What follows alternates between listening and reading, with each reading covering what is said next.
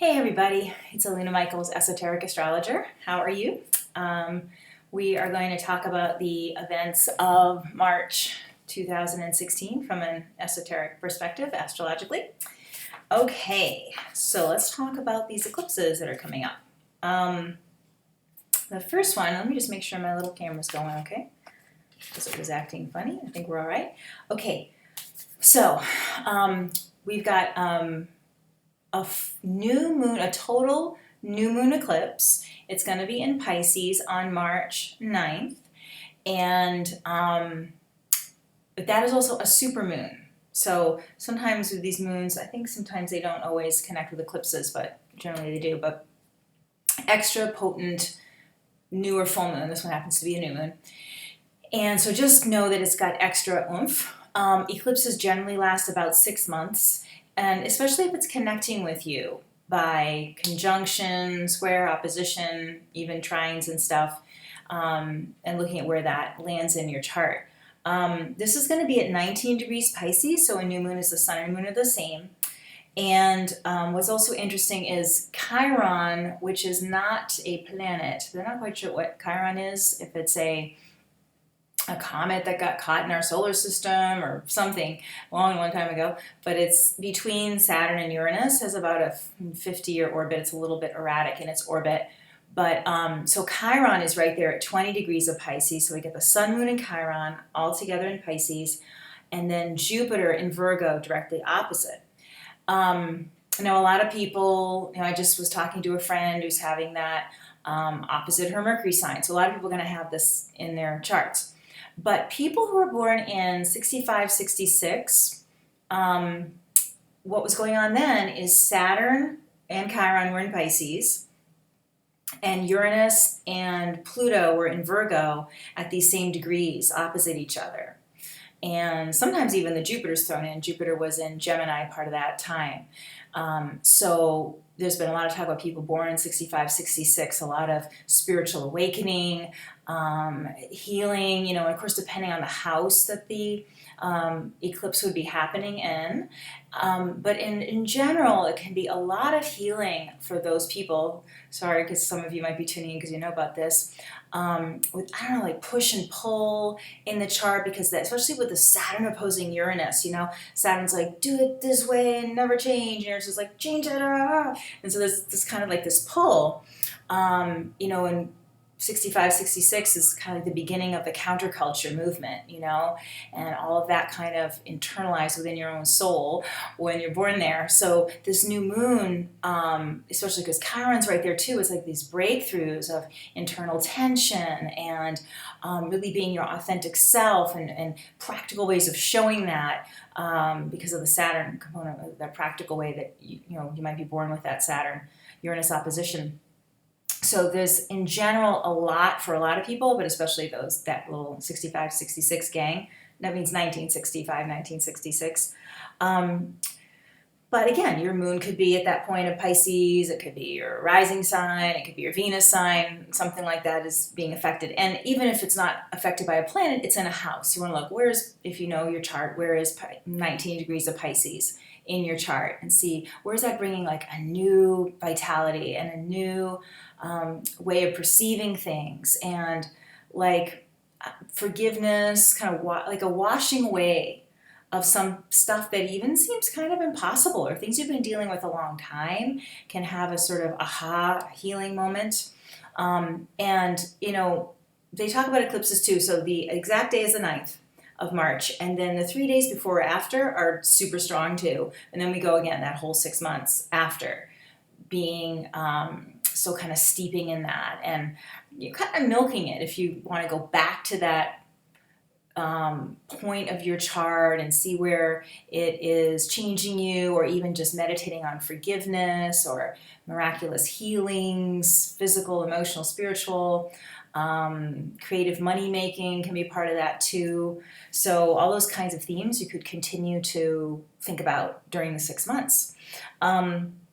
Okay, now what else is kind of fun is to see when just Mercury and Venus are also going to be in Pisces in March, and see, okay, when does Mercury hit 19 Pisces? When does Venus hit 19 Pisces? So that's a little bit of a little pop of energy again. And Mercury would be on the 16th and Venus on the 28th. So those are kind of times that could kind of be a little reminder of what your goals were, take another step with whatever you figured out you wanted to do, or have again a little miracle piece that comes even more of a gift to you. Pisces also represents dreams, intuition, so really paying attention to those sorts of things, giving them more credibility than you normally do, or asking for information in dreams, meditations. So those kind of answers could be coming then when the Mercury and Venus also hit that eclipse point. Okay, so then let's talk about the other eclipse, which is going to happen on the 23rd of March. Now, the sun will be in Aries at that point, and the moon will be in Libra, and this is a full moon. And this is called an epulse. It's like a little mini eclipse.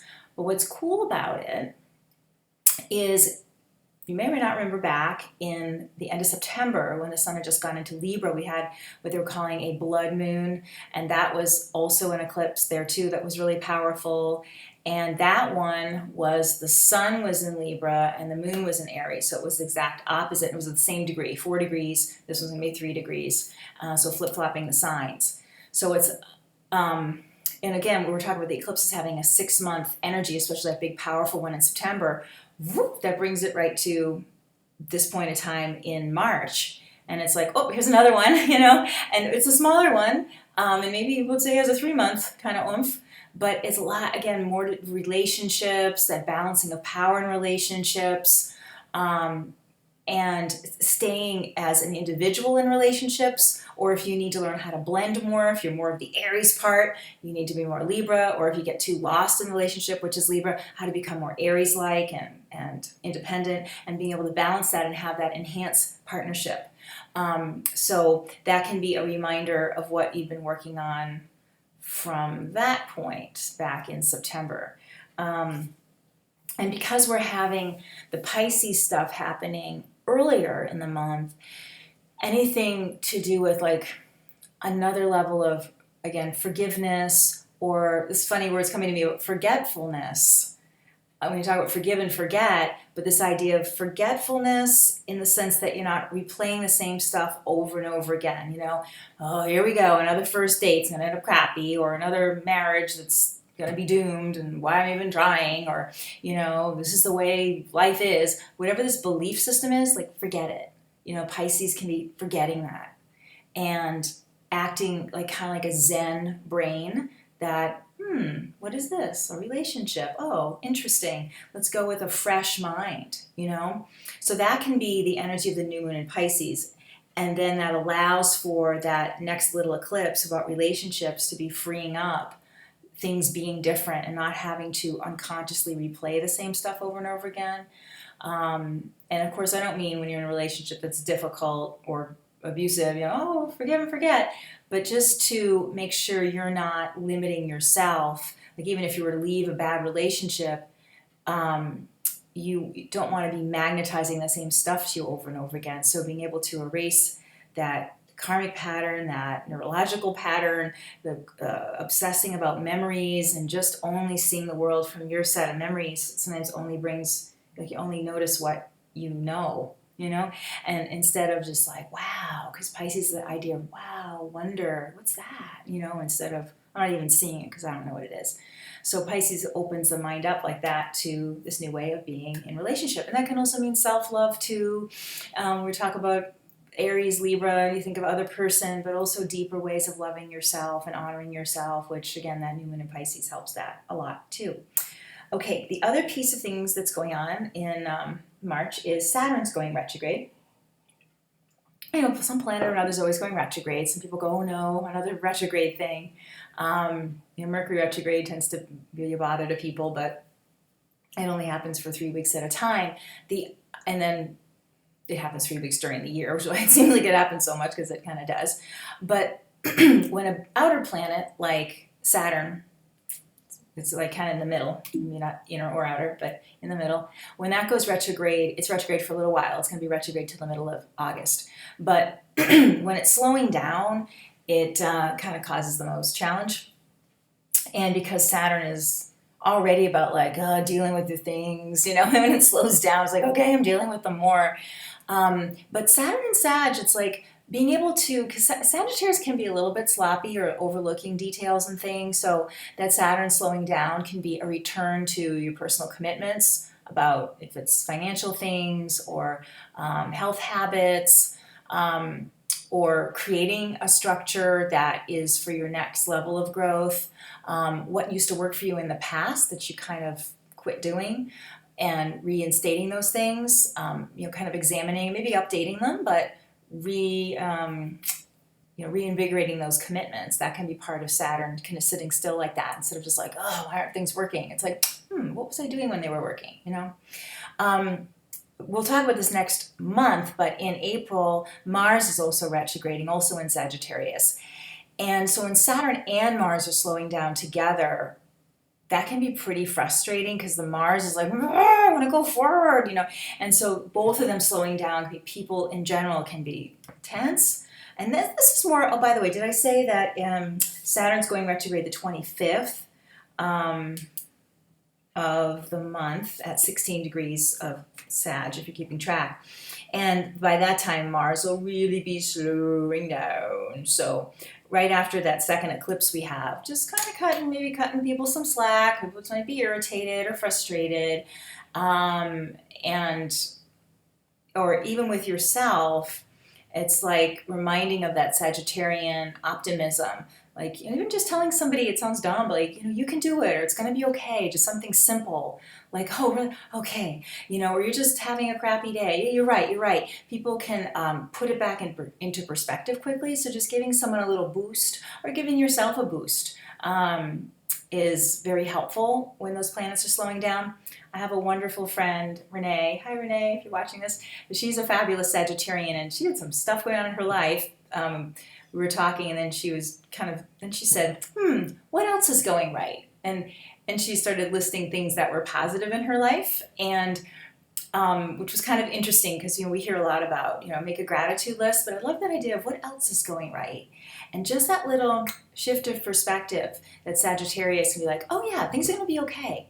So just a little uplift to someone, and it maybe sounds goofy, but even a smile to someone who looks frustrated, it's like, oh, they realize they're kind of connected to the human race, and they get a little boost and let go whatever way was bogging them down.